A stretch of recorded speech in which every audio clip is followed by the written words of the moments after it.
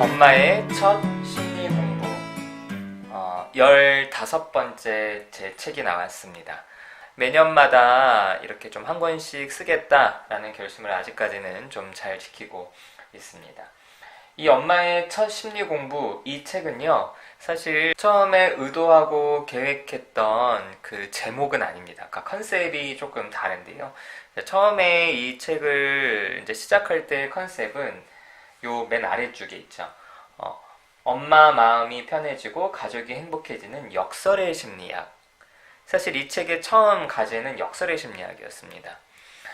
요 뒤에도 이렇게 나와 있는데요. 인생의 꼬인 매듭을 풀어주는 역설의 심리학 10. 그래서 아이 성적도 올리고 관계도 좋아지는 법에서 공부의 심리학, 그 밑에 칭찬의 심리학, 잔소리의 심리학, 사랑의 심리학, 긍정의 심리학, 관계의 심리학, 두려움의 심리학, 무력감의 심리학, 선악의 심리학, 그리고 죽음의 심리학, 이렇게 있죠. 근데 사실은 원래는 이게 배움의 역설, 칭찬의 역설, 비판의 역설, 사랑의 역설, 이렇게 해서 이제 역설에 대한 그런 컨셉으로 10꼭지를 잡아서 썼던 책이었습니다. 그러니까 제가 외부 강의하는 것 중에 이제 인기가 있는 강의 중에 하나가 역설의 심리학이라는 건데요. 이 역설을 가지고 사람들이 좀 그동안 잘 이해가 안 됐다라고 하는 부분들을 역설을 가지고 좀 설명을 드렸을 때 이제 많은 분들 좀 반응이 좋아서 이 유노북스에서 이제 저랑 처음에 그 주제를 잡고 출판 제의를 이렇게 들어왔을 때 역설의 심리학을 채택을 해서 이제 글을 썼습니다. 자, 그렇다면 왜 이제 역설에 대한 부분에 제가 좀 강의를 하고 이렇게 글을 쓰게 됐는지 프롤로그를 보겠습니다. 이렇게 프롤로그를 보시면요. 심리학자들은 오랜 연구를 통해 관계에 대한 비밀을 밝혀냈다. 관계는 살아있는 생명체와 같아서 단순하게 혹은 일방향으로 접근했다가는 그르치기 십상이다. 매 순간 자신과 상대의 감정을 살피면서 조심스럽게 접근해야 한다. 그 이유는 관계에는 역설의 심리학이 작용하기 때문이다. 즉, 처음에는 의도한 대로 흘러가더라도 나중에는 의도와 정반대의 결과를 초래하는 경우가 많다. 의도와 정반대의 역효과를 불러오는 역설의 심리학. 이런 역설을 제대로 이해하지 못하면 관계는 어려울 수밖에 없다. 많은 분들을 이제 만나다 보니까 선생님 우리 아이 잘 되라고 잘했다고 칭찬했는데 그럼 더 잘해야 되는 거 아닌가요? 왜 칭찬할수록 더 잘 못하죠? 라든지 선생님 우리 아이 잘 되라고 잔소리했는데 오히려 왜 잔소리 때문에 우리 아이는 더 상처를 받았다고 할까요? 선생님 왜 긍정을 강조할수록 왜 부정이 내 마음엔 더 부정적인 생각이 커질까요? 왜 선생님 나는 그 사람을 그렇게 사랑했는데 왜 이제는 그 사람을 그렇게 미워할까요? 등등. 어떻게 보면은 우리의 삶은 굉장히 복잡하잖아요.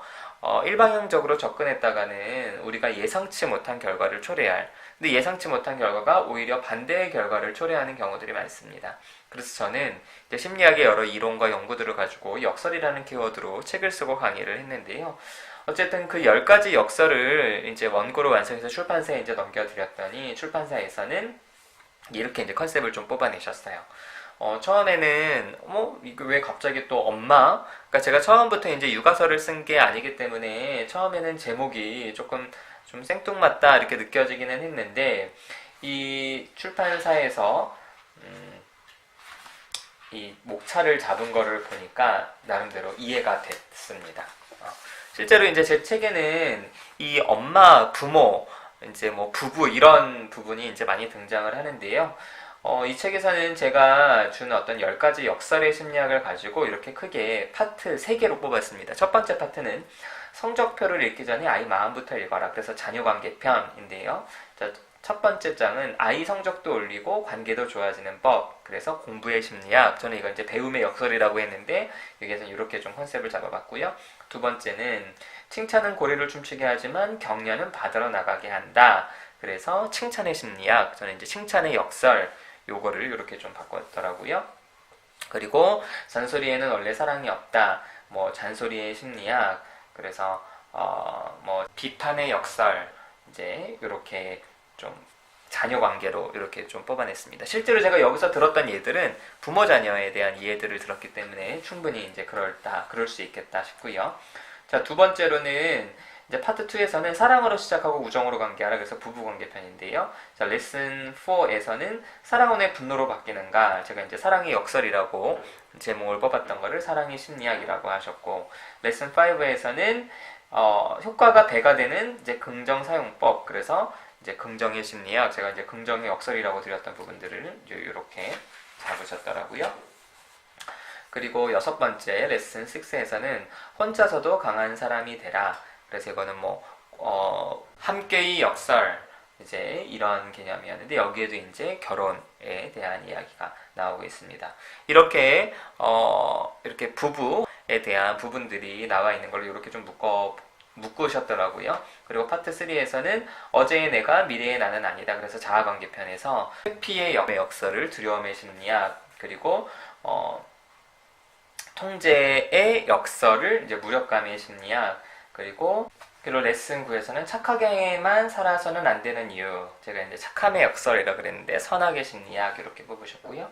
그리고 마지막 당신은 오늘 죽어도 후회는 없는가, 그래서 제가 이제 죽음의 역설 이랬는데 죽음의 심리학, 이렇게 이제 제목이나 컨셉들을 이렇게 뽑아내셨더라고요.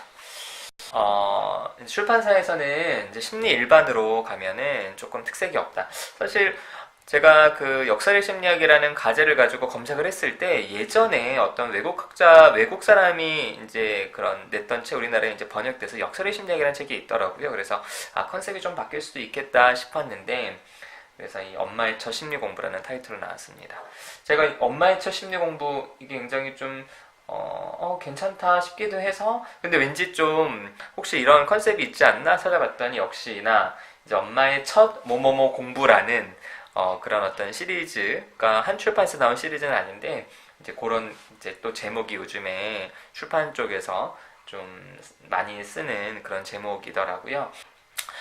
그래서 이 책은 굳이 이제 엄마들만 읽어야 하는 육아서는 아닙니다. 우리의 부모 관계, 부모 자녀 관계, 그리고 또 부부 관계, 또 개인의 문제까지 여러 어떤 분야들을 다루고 있어서 특별히 이제 역설이라는 키워드에 관심 있으신 분들 당연히 추천드리고요. 그리고 또 이제 엄마들, 특별히 이제 자녀, 또 부부 관계, 또 개인의 문제에 대해서 고민하는 엄마들, 그리고 당연히 아빠들도 이렇게 다들 읽어보실 수 있는, 좀 다양한 연령대와 다양한 배경이 있는 사람들에게 추천드릴 수 있는 그런 책입니다.